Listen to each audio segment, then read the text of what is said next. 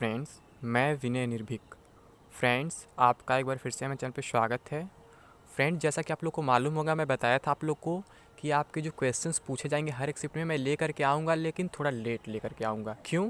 क्योंकि मैं चाहता था कि मैं पहले वेरीफाई कर लूँ, तब मैं आपको 100% सही क्वेश्चंस प्रोवाइड कराने का प्रयास कर सकूँ। प्रयास वर्ड इसलिए मैं कह रहा हूँ फ्रेंड्स, क्योंकि जो क्वेश्चंस कैंडिडेट्स भेजते हैं उन्हें ही मेरी टीम तैयार करती है, अपने हिसाब से कलेक्ट करती है। ठीक है, तो मैं अपने पास से कुछ भी नहीं देता हूँ। अगर इसके बाद भी कोई क्वेश्चन इसमें मैं गलत दे रहा हूँ तो आप लोग कमेंट बॉक्स में बता सकते हैं कि हाँ, ये क्वेश्चन आया था या नहीं आया था। ठीक है, और कुछ क्वेश्चन में आंसर देने का भी प्रयास किया गया है, कुछ क्वेश्चन के आंसर नहीं दिए गए हैं, तो आप लोग आंसर भी कमेंट बॉक्स में बता सकते हैं। तो मेरे तरफ से यही प्रयास रहेगा फ्रेंड्स कि आपको 100% सही क्वेश्चन प्रोवाइड कराया जाए। ठीक है, बाकी क्या है, जो भी होता है कैंडिडेट्स के ऊपर डिपेंड करता है। कुछ लोग अगर मजाक में कुछ गलत क्वेश्चन भेज देंगे तो इसमें मेरी जिम्मेदारी नहीं है, बट मेरे तरफ से प्रयास किया गया है कि सही क्वेश्चन में प्रोवाइड आप लोग को करा सकूं। ठीक है, तो सबसे पहले मैं बात करूं पेपर पैटर्न का, जिसका आप लोग को बहुत ज़्यादा डर था। तो फ्रेंड्स, पेपर पैटर्न में चेंजिंग हुआ है, बट ऐसा चेंजिंग नहीं हुआ है जैसा कि बाकी यूट्यूबर्स अफवाह फैला रहे थे। कुछ चेंजिंग देखने को मिले हैं, कुछ चेंजेस हुए हैं, वाकई में हुए हैं, बट ऐसा नहीं हुआ है जैसा डराया जा रहा था आप लोग को। क्योंकि मैं आपको पहले ही बोला था एग्ज़ाम पैटर्न अगर चेंज होगा तो आरआरबी आपको नोटिफाई करेगा, बट ऐसा कुछ नहीं हुआ है। पैटर्न बिल्कुल सेम है, बट क्वेश्चन जो थोड़ा सा क्वेश्चन के लेवल थोड़ा इधर उधर कर दिए गए हैं। जैसे कि मैं बात करूँ रीजनिंग क्वेश्चन वगैरह है, थोड़ा सा बैंकिंग टाइप के क्वेश्चन डाल दिए गए हैं, थोड़ा सा लेंदी क्वेश्चन डाल दिए गए हैं। लेकिन फिर भी ऐसा नहीं है कि रीजनिंग में आप 30 में से 25 अटेम्प्ट नहीं कर पाएंगे, क्योंकि रीजनिंग तो रीजनिंग ही होता है फ्रेंड्स। थोड़ा सा आपको स्पीड बढ़ाना पड़ेगा, क्योंकि आपको मालूम है टीसीएस को क्या बैंकिंग का ज़्यादा था एग्ज़ाम कराने का, तो वो बैंकिंग पे ही स्टेप फॉरवर्ड होते जा रहा है। यानी कि आपको बैंकिंग के सिलेबस को थोड़ा सा देखना पड़ जाएगा।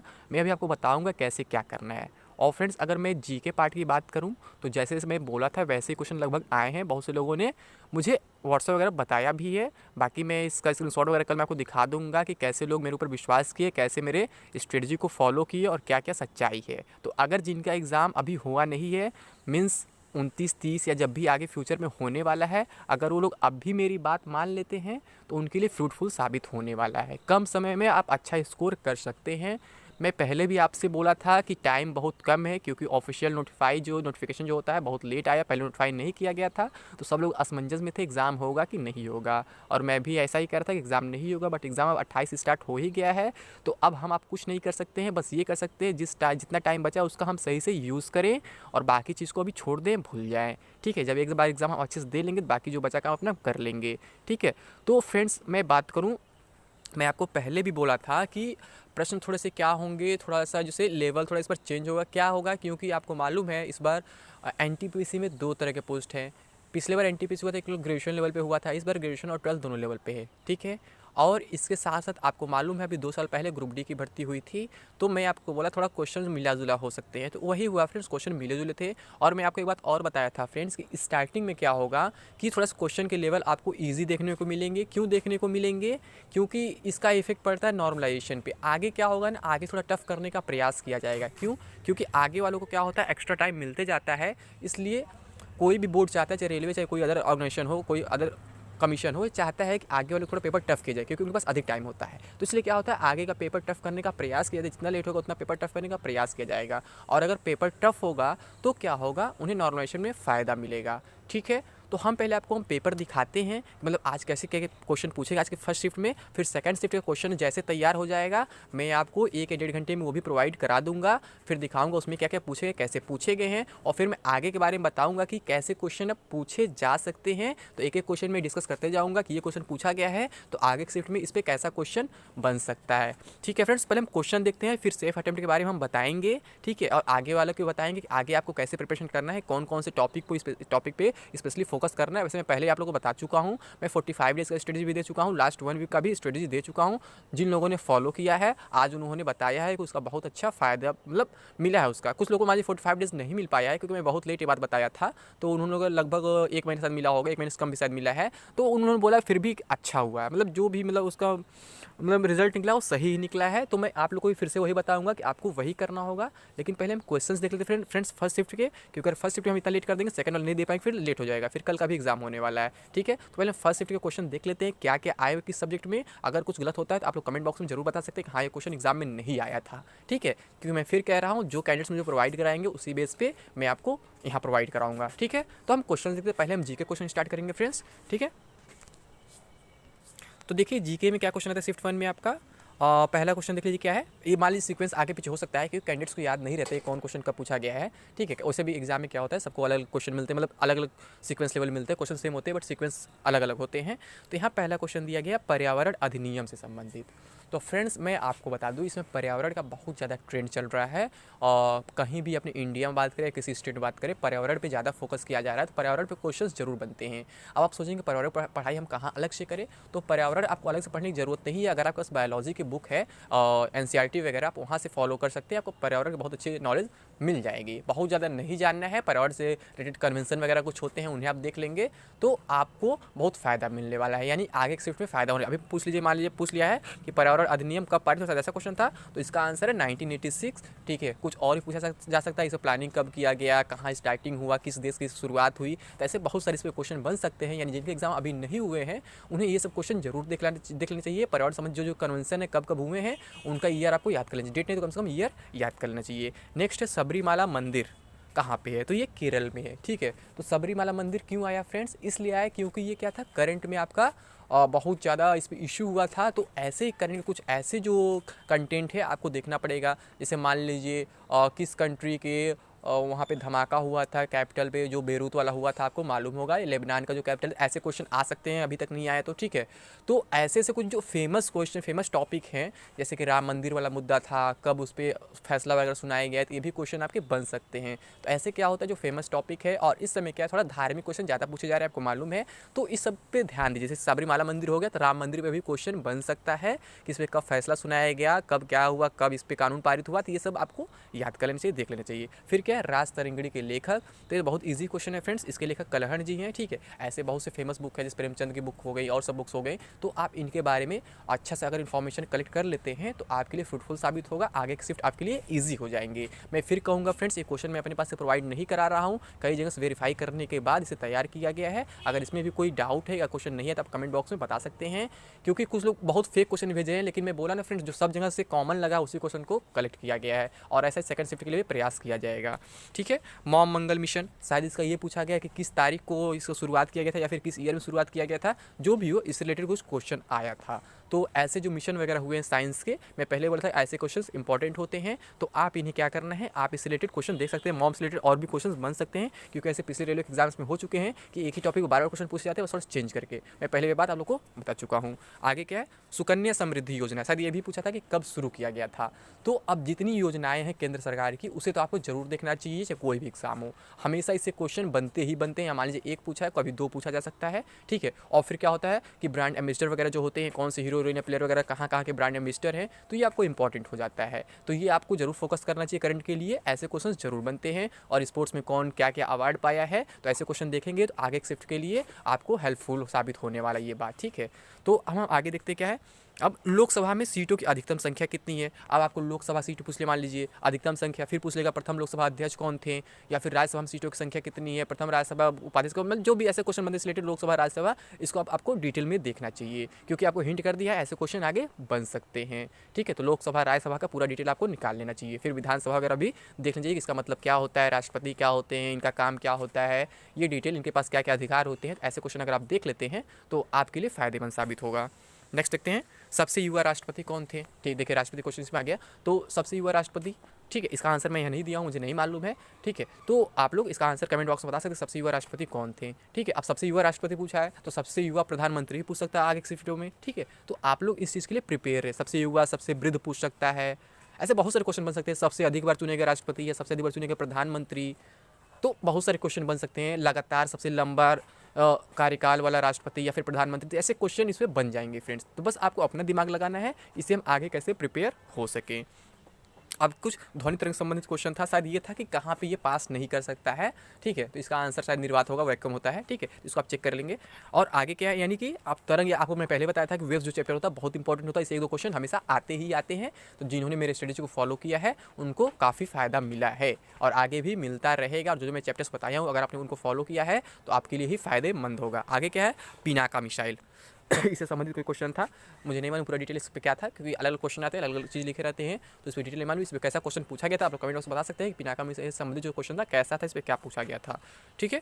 नेक्स्ट क्या है, पृथ्वी और चंद्रमा पर वस्तु का द्रव्यमान, यानी कि शायद ये पूछा गया होगा कि अगर किसी वस्तु का पृथ्वी पर द्रव्यमान इतना है तो चंद्रमा पर कितना हो जाएगा। तो आपको मालूम है कि वहाँ ग्रेविटेशन 1/6 हो जाता है पृथ्वी के, यानी 6 से केवल भाग दे देते हैं, द्रव्यमान उसका घट जाएगा, आपको मालूम होगा।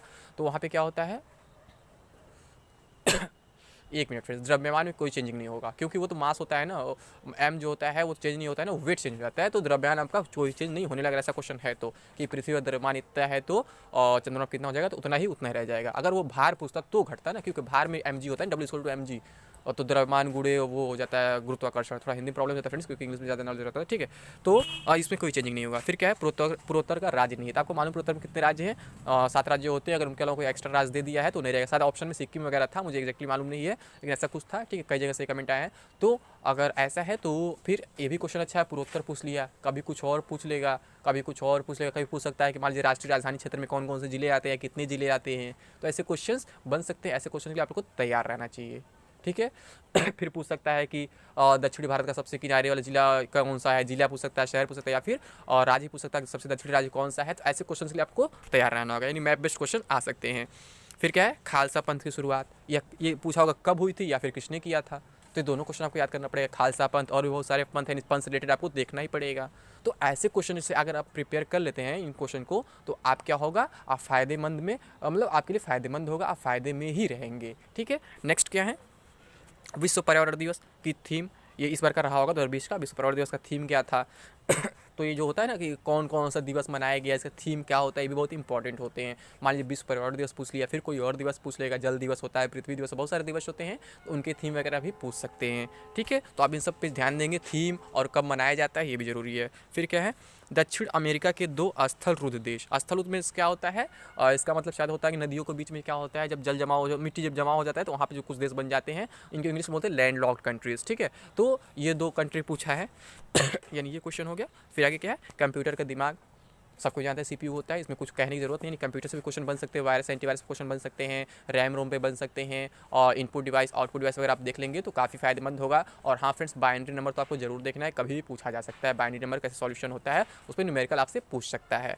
नेक्स्ट क्या है, बैंक ऑफ बड़ौदा का विलय। तो इसमें क्या क्वेश्चन पूछा होगा फ्रेंड्स, इसका विलय कब हुआ या फिर इसमें किन किन बैंकों का विलय हुआ। तो ये दोनों बातें आपको जानकारी होनी चाहिए। अब मान लीजिए बैंक ऑफ बड़ौदा का पूछा है, फिर किसी और बैंक का पूछ सकता है, क्योंकि बैंक का विलय बहुत ज़्यादा हुआ है। अभी प्रेजेंट में कितने बैंक है ये पूछ सकता है, कितने राष्ट्रीयकृत बैंक है। तो अभी 12 आपको मालूम है, 5 करने की प्लानिंग चल रही है, इससे पहले 20 थे, ठीक है। तो ऐसे क्वेश्चंस पूछे गए हैं, यानी कि टोटल मेरे पास 16 क्वेश्चन आ पाए हैं, जिन्हें मैं सही से अपने लेवल पे वेरीफाई कर पाया हूं। इसके अलावा बहुत सारे क्वेश्चन पूछे गए हैं, क्योंकि आप जानते हैं जीके में 40 क्वेश्चन पूछे जाते हैं, तो मुझे अभी 16 ही मिल पाए हैं, तो मैं इसलिए इतना ही प्रोवाइड कर रहा हूँ। मैं फेक मतलब क्वेश्चन नहीं प्रोवाइड कराना चाहता हूँ। तो ये हो गया फ्रेंड जीके का पार्ट। अब हम देख लेते हैं मैथ्स में कहाँ से कितने क्वेश्चन आए हैं। वैसे मैथ्स के लिए मैं इंपॉर्टेंट टॉपिक आपको ऑलरेडी बताया था, साइंस के लिए बताया था, लगभग वहीं से पूछे गए हैं, आप खुद देख सकते हैं, ठीक है। और साइंस का वेटेज भी देख रहे कितना ज़्यादा है, जैसे मैं आपको बोला था साइंस और करंट अफेयर सबसे अधिक रहने वाले हैं, ठीक है। अगर आप क्या नाम है स्टैटिक के पीछे भागेंगे तो आपको मार्क्स नहीं मिले। देखिए यहाँ पे स्टैटिक बहुत कम पूछे गए हैं फ्रेंड्स, जैसे मैं आपसे बार बार कहता रहा लगातार, ठीक है। और आगे देखते हैं, तो ये मैथ्स के हैं कुछ। मैथ्स में क्या पूछा गया है, साधारणतः चक्रवृद्धि ब्याज से 2 क्वेश्चन पूछे गए हैं, यानी कि सीआई और एसआई। मैं बोला था ना सबसे इंपॉर्टेंट चैप्टर होता है फ्रेंड्स, बार बार यहाँ से 2 से 3 क्वेश्चन हमेशा पूछे ही जाते हैं। मैं आपको कई बार चिल्ला चिल्ला के बाद बोला था। फिर ट्रेन से एक क्वेश्चन आया था, ट्रेन से आ गया, कभी नाव और धारा से आ जाएगा एक क्वेश्चन, मतलब इसमें क्या होता है इंटरचेंज कर सकते हैं क्वेश्चन, चाहे कभी यहाँ से कभी वहाँ से दे सकते हैं। फिर लाभ और हानि से एक क्वेश्चन आ गया, यहाँ से क्या कभी कभी 2 क्वेश्चन भी पूछ लिए जाते हैं। तो इस चीज़ के लिए आपको प्रिपेयर रहना पड़ेगा। ये सब चैप्टर में आपको ऑलरेडी बताया था, प्रिपेयर होना ही होगा। फिर क्या अनुपात समानुपात, यानी कि रेशियो एंड प्रपोर्शन, यहाँ से 2 क्वेश्चन आए थे, इसके लिए मैं बोला ही था। अब मान लीजिए यहाँ से क्वेश्चन दे देगा, कभी इसके जगह क्या एवरेज से क्वेश्चन दे देगा, यानी औसत से क्वेश्चन दे देगा, हो सकता है इसी शिफ्ट में आया हो पर मुझे नहीं मिल पाया हो, ठीक है। ऐसे बहुत सारे चांसेस हैं। तो इन सब चैप्टर को आपको स्पेशली फोकस करना ही करना, मैं आपको पहले ही बताया था, ठीक है। त्रिकोणमिति से 3 क्वेश्चन आ गया। अब त्रिकोणमिति से बहुत लोग डर जाते हैं, बट मैं बता दूं फ्रेंड्स, त्रिकोणमिति का लेवल बहुत लो रहता है, बहुत हाई नहीं रहता है। आप इसे इजीली सॉल्व कर सकते हैं अगर आपको फॉर्मूला वगैरह उसके आते हैं तो, ठीक है। त्रिकोणमिति बहुत टफ नहीं होता है। मुझे एग्जैक्ट क्वेश्चन नहीं मिले, जब एग्जैक्ट क्वेश्चन मिलेंगे तो मैं आपको दे दूंगा वो भी कौन कौन से क्वेश्चन पूछे गए थे, ठीक है। और परसेंटेज से एक क्वेश्चन था, ठीक है। इससे 2 क्वेश्चन भी कभी पूछ ले जाते हैं, हो सकता है नेक्स्ट चैप्टर में क्या 2 क्वेश्चन पूछ ले जाए, ठीक है। तो ऐसे चांसेस, इन सब चैप्टर को आपको स्पेशली फोकस करना होता है। फिर अलजेब्रा यानी बीजगणित से 3 क्वेश्चन पूछे गए थे। अलजेब्रा में क्या होता है, आपको पॉलिनोमियल बहुपद वगैरह देख लेंगे, क्वाड्रेटिक इक्वेशन वगैरह देख लेंगे, तो मतलब ये सब इंपॉर्टेंट चैप्टर्स होते हैं। यहाँ से आप देख लेंगे, और फिर लीनियर इक्वेशन वगैरह चेक कर लेंगे, और एज रिलेटेड प्रॉब्लम्स वगैरह होते हैं, ये सब देख लेंगे तो आपके लिए फायदेमंद साबित हो जाएगा। फिर क्षेत्रमिति यानी इसे क्या बोलते हैं, मेंसुरेशन, यहाँ से 3 क्वेश्चन पूछे गए थे। मैं आपको बोला था आप मेंसुरेशन स्किप कर सकते हैं, क्योंकि इसका लेवल थोड़ा टफ होता है, इसे बहुत ज़्यादा फॉर्मूला याद करना पड़ता पड़ता है। अगर आप इसे कर लेते तो और अच्छी बात है, अदरवाइज इसे आप स्किप कर सकते हैं।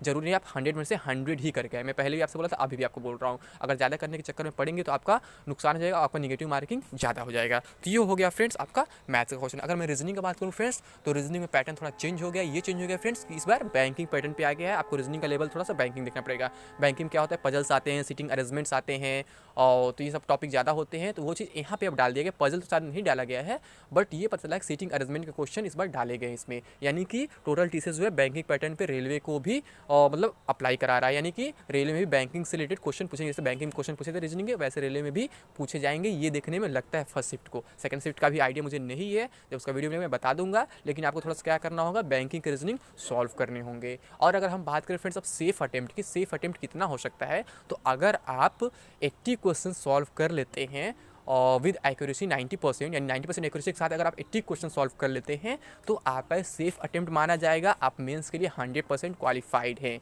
क्योंकि केवल 80-90 अटेम्प्ट करने से नहीं मतलब होता है, आपको क्या करना है, एक्यूरेसी भी आपका मैटर करता है। आपको मालूम फॉर्म बहुत ज़्यादा पड़ा है, सीट कम है, वैकेंसीज कम है, तो आपको थोड़ा सा इसमें ज़्यादा मेहनत करना पड़ेगा। अगर आपको लगता है आपका ये एग्जाम नहीं हो पाएगा तो आप ग्रुप डी पे फोकस कर सकते हैं। लेकिन इसमें फ्रेंड्स मैं इससे कम क्वेश्चन नहीं कहने वाला हूँ। क्यों नहीं कहने वाला हूँ, क्योंकि अभी का जो पेपर था बाकी से ईजी ही रहने वाला, आगे आपका थोड़ा टफ होते जाएगा।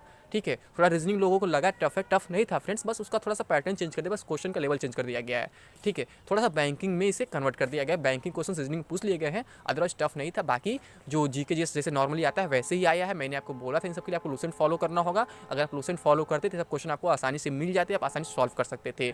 मैं बोला था आपको लूसेंट हर हाल में फॉलो करना चाहिए, चाहे साइंस हो चाहे अदर पार्ट हो। और मैं बोला था आप स्टैटिक छोड़, स्टैटिक फॉलो मत करिए ज़्यादा, क्योंकि टाइम वेस्ट होगा। और वही हुआ, स्टैटिक क्वेश्चन ज़्यादा नहीं आए हैं। ठीक है, आप साइंस कर लीजिए, करंट अफेयर्स कर लीजिए। करंट अफेयर्स में टॉपिक बता दिए कैसे आपको करना है। और फिर उसके अलावा मिसलेनियस का टॉपिक कर लीजिए, आपका लूसेंट में पीछे होता है वो देख लीजिए।